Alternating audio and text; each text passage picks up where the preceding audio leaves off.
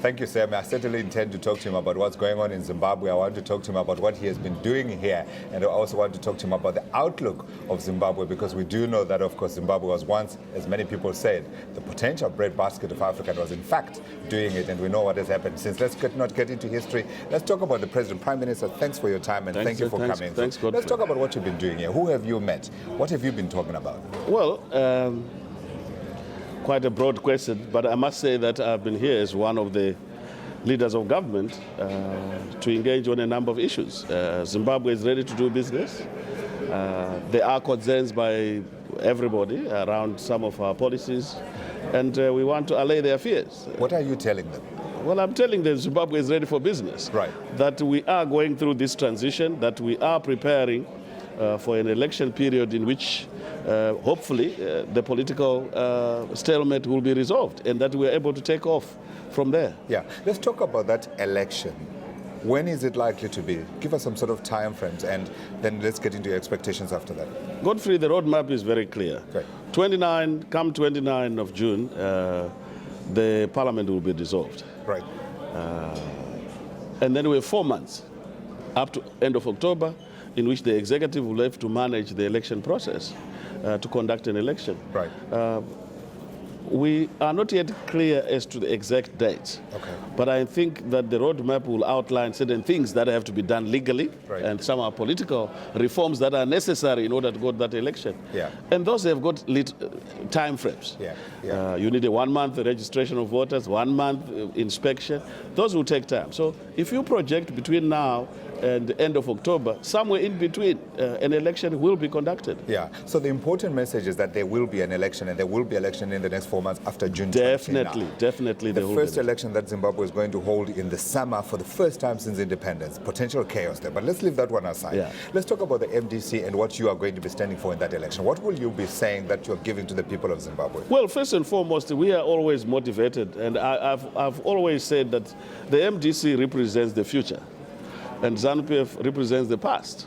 What does that future mean? It means that for us, it is a future of hope. It is a future in which new possibilities can be explored. We have a new constitutional dispensation which defines a new value system. Accountability, rule of law, protection of the people, as opposed to the impunity that we have seen over the years. Yeah. So for us, it's very important to zero in on 3 critical issues. The first one is unemployment.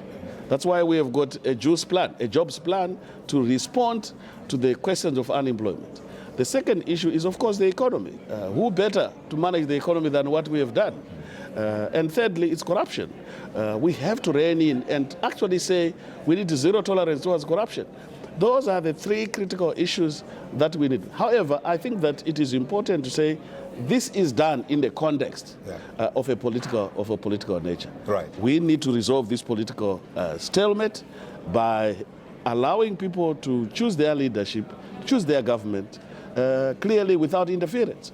I've got a question for you. Is this a winner-take-all election, or are we going to end up in a situation where we need to make sure that Zimbabwe functions? I think what should influence all the political parties is that whoever wins must put stability first. Right. In other words, must do everything in their power to accommodate players so that we have stability. Yeah. This business of winner-take-all may be for political contestation, but really the question is that what is the political architecture you are going to build that will guarantee that stability? I raised the question because I was talking to someone the other day, and we're discussing this whole issue of sometimes in Africa, elections mean final conflict, and then what you end up having is a situation where the party that is losing gets so afraid it's getting out of power, it becomes impossible for them to get out of power. It's almost like Shakespearean hyena ride, where you can't get down because the hyena will consume you. Now, do we need to bury that in the interest of the greater peace and prosperity that you need to bring to the country? I subscribe to that. I believe that as MDC, if we win the election, one of the considerations is what is the best political architecture to guarantee that stability. And for me, it will be something that we will definitely look at when we cross that bridge. So, Prime Minister, if I were to give you a final minute in which to say what your message is that you've brought to WEF here and the message that you're taking back to the people of Zimbabwe, what would you say? Well, I would say that Zimbabwe has gone through this transition.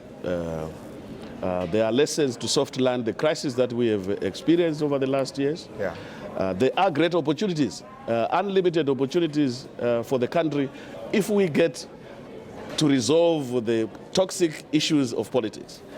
That the country can once again be on a positive trajectory once we have overcome this hurdle. But in order to do that, we need the political will on all political players to put the country first. And once that is done, we guarantee our people the protection of the vote, we guarantee our people the protection of the voter, and we guarantee that we will not subvert the will of the people. That is the basis what everyone is looking at. A stable Zimbabwe that is able to provide the stability and economic progress and economic takeoff that we all expect. That's the national mood.